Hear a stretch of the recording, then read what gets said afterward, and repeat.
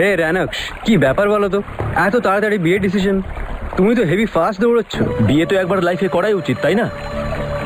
Correct, বিয়ের লাড্ডু তো একবার সবার খাওয়া উচিত। তাহলে তুমি কবে ডিসাইড করলে যে তুমি এই বিয়ের লাড্ডুটা খাবে?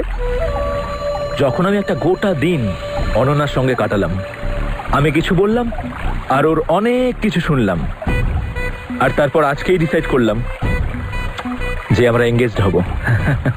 আন্টির অ্যানিভার্সারি পার্টির পরে আমি মাকে নিয়ে এখান থেকে চলে যাব, আর গিয়েই মায়ের ট্রিটমেন্ট শুরু করে দেব, আর মাকে একটুখানি সেটেল করে দিয়ে আমি আসবো তোমায় নিতে। আর তারপরে আমি অনন্যাকে বিয়ে করে নিয়ে যাব, আর তারপরে আমি অনন্যাকেও আমার সাথে বাড়ি নিয়ে যাব,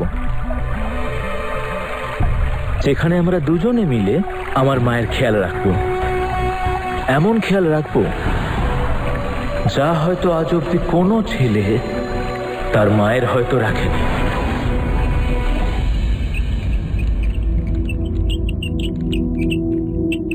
কি গো, তুমি এসে গেছো? Thank god.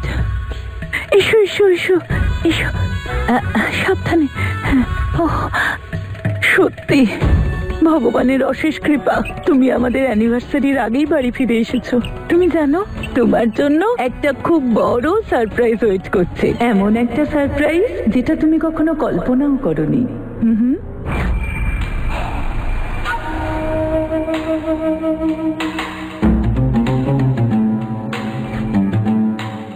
ঋষভকে মারতে আমার মাত্র 1 সেকেন্ড লাগবে।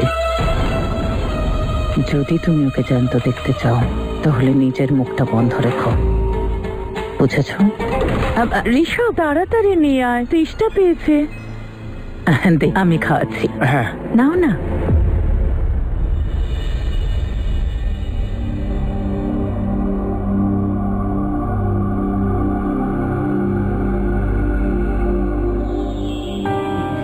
High sweetheart. কি ব্যাপার, কি ভাবছো? আমি দেখতে পাচ্ছি যখন থেকে ওই ছেলেটা বাড়িতে এসেছে তুমি যেন কেমন একটা হয়ে গেছো। কি ব্যাপার? কি ব্যাপার? নিজের স্ত্রীকে খুব ভালো করে বুঝছো আজকাল। অফকোর্স। তুমি কি করে জানলে যে আমি ওর বিষয়েই ভাবছিলাম? এখন কি করি বলো? তোমার এই মিষ্টি